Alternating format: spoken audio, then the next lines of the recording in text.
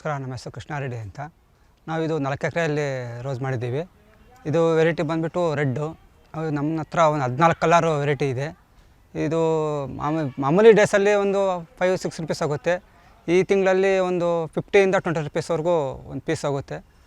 ಇದು ನಮ್ಮಲ್ಲಿ ಲೇಬರು ಒಂದು 25-30 ಜನ ಲೇಬರ್ ಇದ್ದಾರೆ. ಮತ್ತು ಇದು ನಮ್ಮದು ಬೆಂಗಳೂರಿಗೆ ಭಾಳ ಗೌರ್ಮೆಂಟ್ ಮಾರ್ಕೆಟ್ ಕಳಿಸ್ತೀವಿ. ಇದನ್ನು ಡೈಲಿ ಹಾರ್ವೆಸ್ಟಿಂಗ್ ಇರುತ್ತೆ, ಪ್ಯಾಕಿಂಗ್ ಇರುತ್ತೆ, ಮಾಡ್ತಾಯಿರ್ತಾರೆ. ಮತ್ತು ಇದು 4 ಎಕರೆಯಲ್ಲಿ ಮಾಡಿದ್ದೀವಿ. ಸುಮಾರು ನಾವು 15 ಕಲರ್ ವೆರೈಟಿ ಇದೆ ನಮ್ಮಲ್ಲಿ. ಅಂದರೆ ಜಾಸ್ತಿ ಬೇಡಿಕೆ ಇರೋದು ರೆಡ್ಗೆ ಬೇಡಿಕೆ ಇರೋದು. ಯಾಕೆಂದರೆ ಇದು ಈ ತಿಂಗಳಲ್ಲಿ ವ್ಯಾಲೆಂಟ್ಸ್ ಇರೋದ್ರಿಂದ ಸ್ವಲ್ಪ ಲವರ್ಸ್ಗೆ ಇದು ರೆಡ್ಡು ಜಾಸ್ತಿ ಬೇಡಿಕೆ ಇದೆ. ಅದರಿಂದ ಈ ಸಲ ಒಂದು 20 ರೂಪಾಯಿವರೆಗೂ ನಮಗೆ ಹೋಗ್ತಾಯಿದೆ.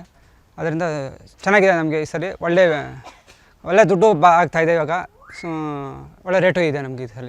ಇದೇ ಥರ ಪ್ರತಿದಿನ ಇದ್ರೂ ಚೆನ್ನಾಗಿರುತ್ತೆ. ರೈತರಿಗೆ ರೈತರಿಗೆ ತುಂಬ ಅನುಕೂಲ ಆಗುತ್ತೆ. ವ್ಯಾಲೆಂಟೈನ್ಸ್ ಇದರಿಂದ ರೈತರಿಗೆ ತುಂಬ ಅನುಕೂಲ ಆಗುತ್ತೆ, ಮಾಡ್ಬೋದು. ತುಂಬ ಚೆನ್ನಾಗಿದೆ ರೇಟ್ ಸರ್, ಪರವಾಗಿಲ್ಲ. ಏನು ಹೂವು ಆಮೇಲೆ ಈ ಭಾಗದಲ್ಲಿ ಆ ಹೂವಿನ ವಿಶೇಷತೆ ಏನು ಸರ್? ಚಿಕ್ಕಬಳ್ಳಾಪುರ ಜಿಲ್ಲೆ ಪುಷ್ಪ ಕೃಷಿಗೆ ಅತ್ಯಂತ ಪ್ರಶಸ್ತಿ ಪಡೆದಂಥ ಒಂದು ಜಿಲ್ಲೆ. ಇಲ್ಲಿ ಎಲ್ಲ ತರಹದ ಪುಷ್ಪಗಳನ್ನು ಸಹ ಇಲ್ಲಿ ಬೆಳೆಯೋದನ್ನ ನಾವು ನೋಡ್ತಾ ಇದ್ದೇವೆ. ಇತ್ತೀಚಿನ ದಿನಗಳಲ್ಲಿ ಪಾಲಿಹೌಸ್ನಲ್ಲಿ ಪುಷ್ಪ ಕೃಷಿ ಮಾಡುವಂಥ ಒಂದು ಟ್ರೆಂಡ್ ಸಹಿತ ಇತ್ತೀಚಿನ ದಿನಗಳಲ್ಲಿ ಹೆಚ್ಚಾಗಿದೆ. ಪಾಲಿಹೌಸಲ್ಲಿ ಬೆಳೆದಾಗ ಉತ್ತಮ ಗುಣಮಟ್ಟದ್ದು ಮತ್ತು ಹೆಚ್ಚು ಇಳುವರಿ ಬರುವಂಥ ಒಂದು ಉತ್ಪನ್ನ ನಮಗೆ ಪಾಲಿಹೌಸಲ್ಲಿ ಬೆಳೆದಾಗ ಸಿಗುತ್ತದೆ. ಸೊ ಹೆಚ್ಚಾಗಿ ನಾವು ಈ ಪಾಲಿಹೌಸ್ಗಳಲ್ಲಿ ಗುಲಾಬಿ ಬೆಳೆಯನ್ನು ಬೆಳೆಯೋದನ್ನ ನೋಡ್ತಾ ಇದ್ದೀವಿ. ಈ ಗುಲಾಬಿ ಬೆಳೆ ಸುಮಾರು 1 ಹೆಕ್ಟರ್ ಪ್ರದೇಶದಲ್ಲಿ ಸುಮಾರು 70,000 to 80,000 ಗಿಡಗಳನ್ನ ರೈತರು ಇಲ್ಲಿ ನೆಡ್ತಾರೆ. ಮತ್ತು ಇದನ್ನು ಒಂದು 90 ಸೆಂಟಿಮೀಟ್ರ್ ಉದ್ದ ಇರುವಂಥ ಸ್ಟೆಮ್ ಲೆಂತ್ ಅಂತ ಕರಿತೀವಿ. ಉದ್ದ ಈ ಭಾಗದಲ್ಲಿ ಬೆಳೀತಕ್ಕಂಥ ಹೂವಿನ ವಿಶೇಷತೆ ಏನು ಸರ್? ಈ ಭಾಗದಲ್ಲಿ ಬೆಳೆಯುವಂಥದ್ದು ಏನಂದರೆ ಇಲ್ಲಿನ ವಾತಾವರಣಕ್ಕೆ ಇಲ್ಲಿನ ಉತ್ತಮವಾದ ಗುಣಮಟ್ಟದ ಹೂಗಳನ್ನು ಇಲ್ಲಿ ಉತ್ಪಾದನೆ ಆಗ್ತವೆ.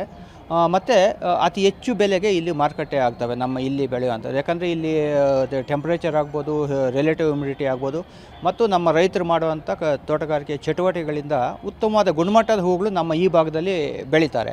ಈ ಕೃಷ್ಣಾರೆಡ್ಡಿ ಅವರು ತೋಟದಲ್ಲಿ ಬೆಳೆದಂಥ ಹೂವಿನ ವಿಶೇಷತೆ ಏನು ಸರ್? ಈ ಕೃಷ್ಣಾರೆಡ್ಡಿ ಅನ್ನೋಂಥ ರೈತರು ಸುಮಾರು 14-15 ವೆರೈಟೀಸ್ ಹಾಕಿದ್ದಾರೆ. ಇವೆಲ್ಲ ಹೈಬ್ರಿಡ್ ವೆರೈಟೀಸು.